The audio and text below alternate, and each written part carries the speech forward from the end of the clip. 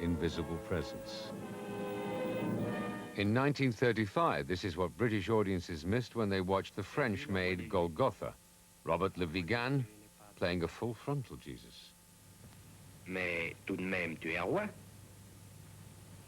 Tu l'as dit, je suis roi, et je suis venu en ce monde pour rendre témoignage à la vérité. Qu'est-ce que la vérité? The difficulty with Jesus as a movie star is that the character doesn't do two of the things that movie heroes ought to be doing, that they normally do in commercial mainstream movies. He doesn't get into fights, he doesn't get into punch-ups, and he doesn't kiss anyone, he doesn't fall in love. Movie makers discovered that to inject sex and violence into biblical epics, it was wise to push Christ into the background and build the story around hero figures of the time, real or fictional.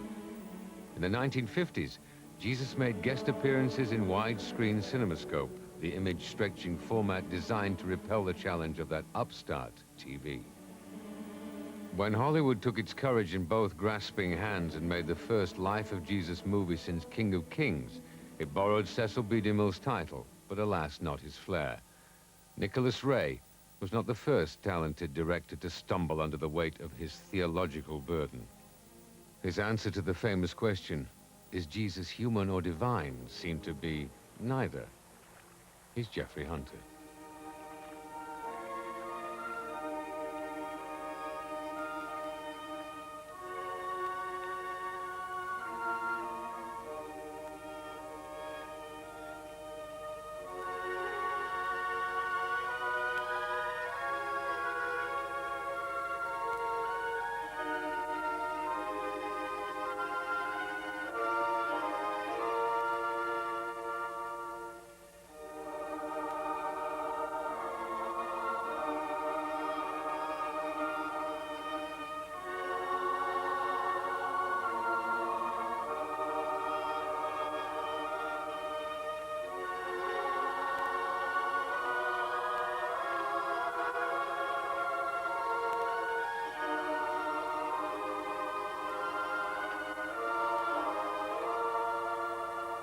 In King of Kings, the director was reluctant to show the biblical Jesus as a flesh and blood figure.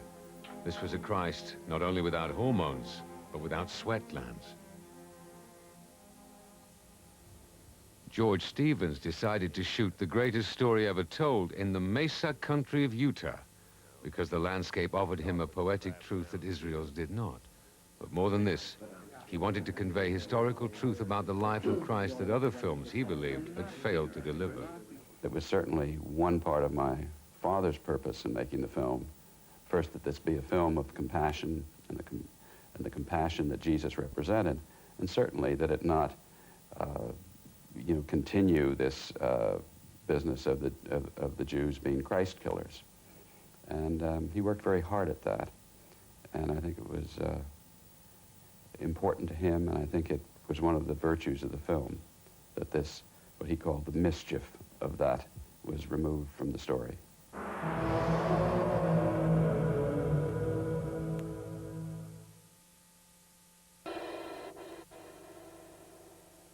And I went over to Hollywood for a week, and he didn't have a screenplay by that time, but he had, say, separate scenes, which were written by the poet Carl Sandburg. And I liked them. They were very beautiful, actually. They were very interesting and very poetic and were full of double meanings.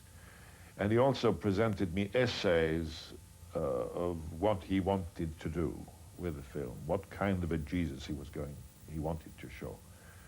And all of it sounded very fascinating to me. And he also showed me a lot of research which was done, and sketches for costumes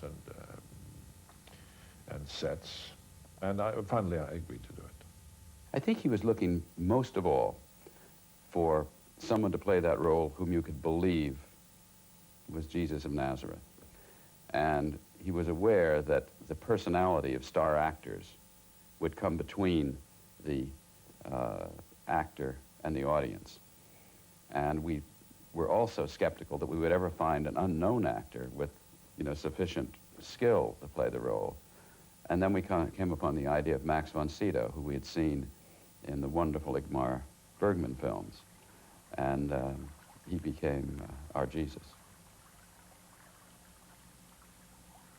Who are you? I don't know you. Yet I know you. Baptize me, John. What is your name? Jesus. Where born? Bethlehem. Is it not you who should baptize me?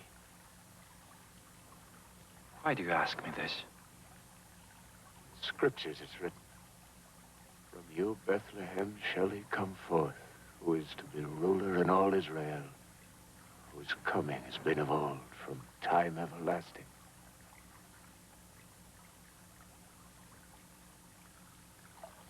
The problem with the greatest story was also that it was full of known faces. They didn't want Jesus to have a well-known face, so they picked me. But instead, they filled up the entire cast almost with very well-known faces. And that's also wrong.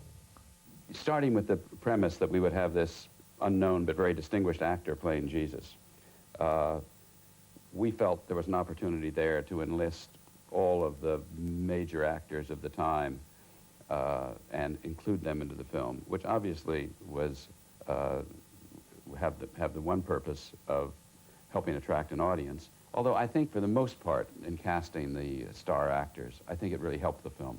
I think there were a couple of isolated instances, which John Wayne, for one, which was criticized and certainly understandably criticized. Truly, this man was the Son of God. Like other directors before him, George Stevens became obsessed with classical paintings of Christ. He soaked himself in centuries of New Testament art until, in the end, he became a prisoner of it. I looked forward to The Last Supper, which we always have seen, say, one-dimensional in paintings. But now we had the camera there, so I thought, now finally we're going to see, say, a round table with the disciples and Jesus gathered together, and they will come close to each other, and they will be able to face each other, and we will get a chance to come very close to them. Instead, Stevens copied Da Vinci's classical painting. And I remember the scene with the Lazarus sequence, when Jesus walks up to the tomb, and I felt that it would have been wrong just to, from the beginning, to know exactly what to do. I felt that this is a moment where Jesus should ask for help from his heavenly Father. So I asked Stevens whether it would be proper to use some kind of a prayer. And I found a little piece in Isaiah, I believe, which I think I was allowed to use just before opening the tomb and calling Lazarus out.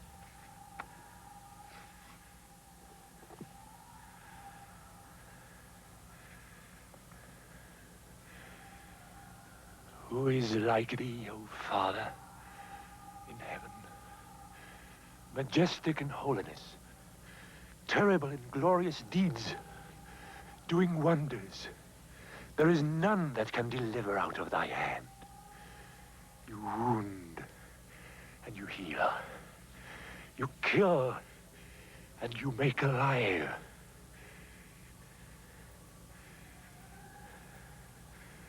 Come from the four winds, O breath, and breathe upon this man, that he may live.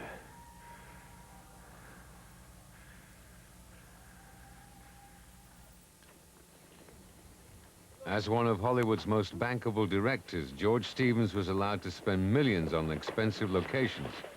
But this film would be his first box office failure. Hollywood would never again risk big money on the Jesus story.